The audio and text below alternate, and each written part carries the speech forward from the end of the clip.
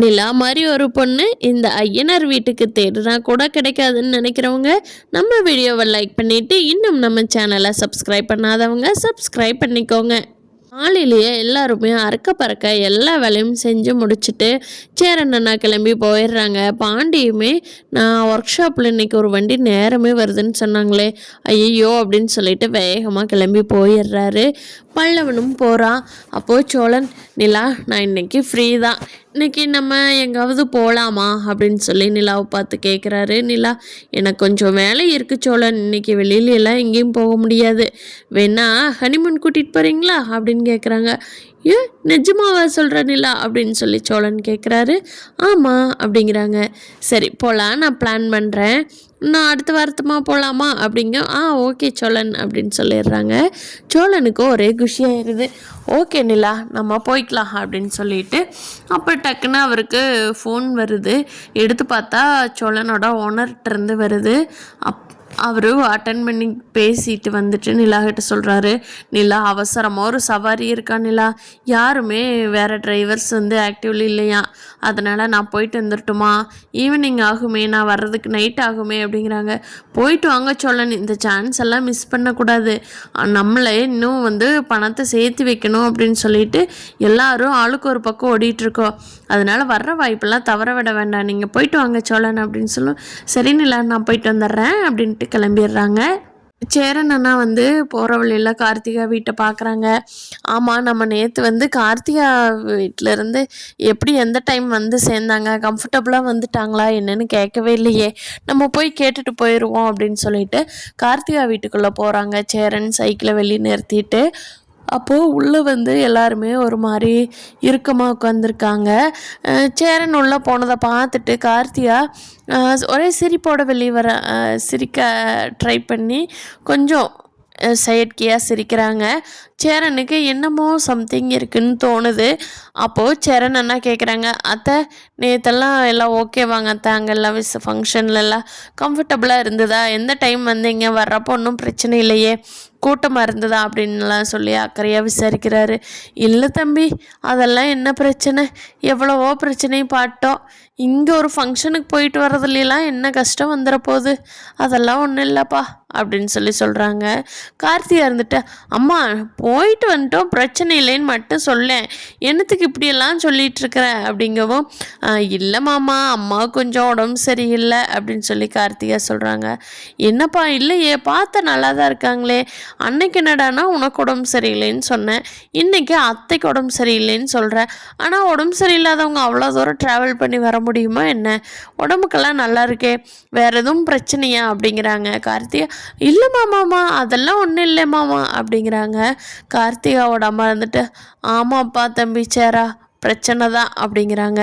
என்ன சொல்கிறீங்க, பிரச்சனையா, கார்த்தியாவுக்கா, இல்லை மாமா எங்கே இருக்காங்க அப்படின்னு கேட்கவும், அதெல்லாம் ஒன்றும் இல்லைப்பா, மாமாலாம் நல்லா தான் இருக்கார், கார்த்திகாவுக்கு தான், கார்த்திகாவை கல்யாணம் பண்ணி கொடுத்தோம் இல்லையா, கார்த்திகாவோட புருஷன் நீ இந்தியாவுக்கு வருவானான்னே தெரியலப்பா, அதனால தான் அவள் கிளம்பி வந்து நம்ம வீட்டில் இருக்கா அப்படின்னு சொல்கிறாங்க.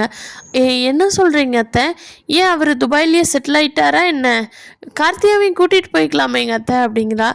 ஏன்பா பொண்டாட்டி வச்சு வாழ்கிறவனாக இருந்தால் கூட்டிகிட்டு போவான், அவனே அங்கே ஒரு வேறு கல்யாணம் பண்ணிக்கிட்டு இருந்துக்கிட்டா, அது பாவம் இந்த பிள்ளைக்கு இப்போ தான் தெரியுது, தெரிஞ்ச உடனே கிளம்பி நம்ம வீட்டுக்கு வந்துருச்சுப்பா, இது ஒன்றும் செட் ஆகாது அப்படின்னு சொல்லிட்டு எனக்கு அவள் வந்ததுலேருந்து ஒரே சங்கட்டமாக இருக்குது, இவளோட வாழ்க்கையை எப்படி இன்னி சரி பண்ண போகிறோம், என்ன பண்ண போகிறோன்னு எனக்கு தெரியலப்பா அப்படிங்கிறாங்க.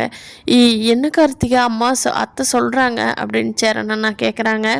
ஆமாம் மாமா, அவர் இங்கே இருக்க வரைக்கும் நல்லா தான் இருந்தார், என்னை நல்லா பார்த்துக்கிட்டாருமா மாமா, ஒரு 2 மாதம் வந்து நான் போய் அங்கே ஒர்க் பண்ணிட்டு வந்துடுறேன் அப்படின்னு சொல்லிட்டு தான் போனார், அங்கே போனதுலேருந்து மனுஷன் ஒரு ஃபோன் பண்ணுறதில்ல, ஃபோன் பண்ணாலே எடுக்கிறதில்ல, நம்ம அப்பாவும் அங்கே தானே வேலை பார்க்குறாரு, அப்பா போய் எவ்வளவோ பார்க்க முயற்சி பண்ணியிருக்காங்க, அங்கே இருந்து அப்பாவோட ஒர்க்கை விட்டுட்டு அப்பானாலேயும் போக முடியலையா, அங்கே போய் பார்த்தாலும் அவருக்கு இப்போ தானே கல்யாணம் ஆகிருக்கு அப்படிங்கிற மாதிரியே எல்லாரும் சொல்கிறாங்க, ஆனால் அவங்க ஓனரோட பொண்ணுக்கு இப்போ தான் கல்யாணம் ஆச்சுங்கிறது அப்பாவுக்கு நல்லாவே தெரியும், அதனால எல்லாம் கூட்டி கழித்து கணக்கு பார்த்துட்டு இந்த வாழ்க்கை நமக்கு சரிப்பட்டு வராதுன்ட்டு தான் மாமா இங்கே வந்துட்டு ஆண்டவன் விட்ட வழி, இருப்போம் அப்படின்னு சொல்லிட்டு வந்து இங்கே இருந்துட்டேன் மாமா அப்படிங்கிறாங்க.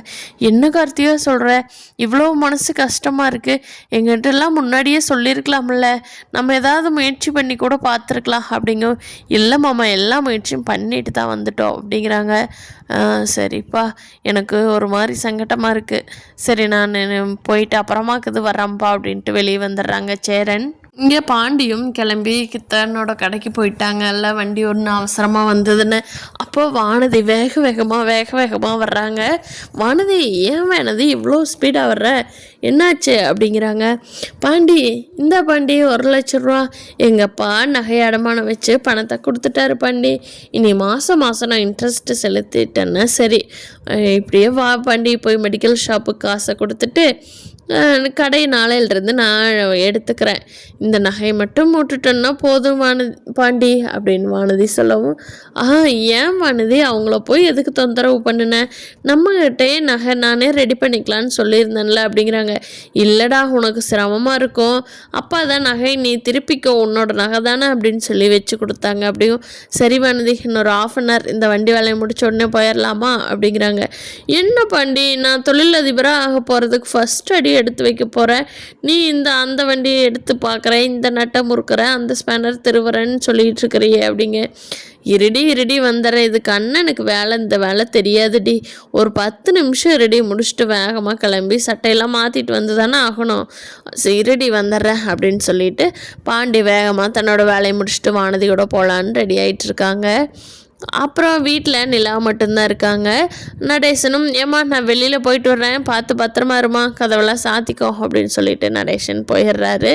அப்போ சோழனுக்கு வந்து டிரைவிங் முடிஞ்சு வீட்டுக்கு வர்றாங்க. வந்து சோழன் நிலா கிட்ட, நிலா ஹனிமூன் போகலான்னு சொன்னீங்க நிலா, எங்கே போகலாம், எந்த ஊருக்கு அப்படிங்க. என்ன சோழன், நான் எப்போ சொன்னேன், காலையில் தான் சொன்னீங்க நிலா அப்படிங்கிறாங்க. போய் வேலையை பாருங்கள் சோழன், டென்ஷன் பண்ணிக்கிட்டு அப்படின்னு சொல்லி நிலாவோட ஒர்க்கில் பிஸியாக இருந்தனால அதை கான்சென்ட்ரேட் பண்ணிடுறாங்க. அப்போ சோழனுக்கு ஒரே குழப்பமாக இருக்குது. பாண்டி வெளியே வர்றாங்க. வெளியே கூட்டிகிட்டு வந்து, பாண்டி காலையில் தாண்டா போகலான்னு சொன்னா, இப்போ நான் எப்போ சொன்னேன்னு கேட்குறாடா அப்படிங்க. அட பொண்ணுங்களுக்கு அப்பப்போ மூட் ஸ்விங்ஸ் வரும்டா, அதனால் அப்படி சொல்லியிருப்பாங்க, இப்போ இந்த டைம் வேண்டான்னு தோணியிருக்கோம் அப்படி சொல்லியிருப்பாங்க அப்படின்னு பாண்டி சொல்கிறாரு. இதை கேட்ட சோழன் இருந்துட்டு, ஓ இப்படியெல்லாம் இருக்குல்ல, பாரு இந்த டைம் தானே நான் நிலாவை நல்லா கவனிச்சுக்கணும், அது தெரியாமல் போய் அவகிட்ட கேட்டுட்ருக்குறேன் பாரு அப்படின்னு சொல்லிட்டு நிலாவுக்கு பிடிச்ச ஸ்நாக்ஸு சாப்பாடு எல்லாமே வாங்கிட்டு வந்து கொடுக்குறாங்க. என்ன சோழன் எதுக்கு இதெல்லாம் அப்படிங்கிறாங்க. இல்லை நீ டென்ஷனாக இருந்த அதனால தான் அப்படின்னு சொல்கிறாங்க சோழன். நிலாவுக்கு இதையெல்லாம் பார்த்துட்டு, பரவாயில்ல, நான் டென்ஷனாக இருக்கிறப்ப கூட நம்மளோட மைண்டை மாற்றுறக்கு இப்படியெல்லாம் வாங்கிட்டு வந்து கொடுத்து சந்தோஷப்படுத்துகிறாங்களே, பரவாயில்ல, நம்ம அம்மா அப்பா தேடுனா கூட இப்படி ஒரு ஆள் கண்டுபிடிச்சிருக்க முடியாது அப்படின்னு நினச்சிட்டு சந்தோஷமாக சாப்பிட்டுட்ருக்காங்க. நிலா சோழனோட ஜோடியை பற்றி என்ன நினைக்கிறீங்கன்னு நீங்கள் கீழே கமெண்ட் பண்ணுங்கள். தேங்க்யூ.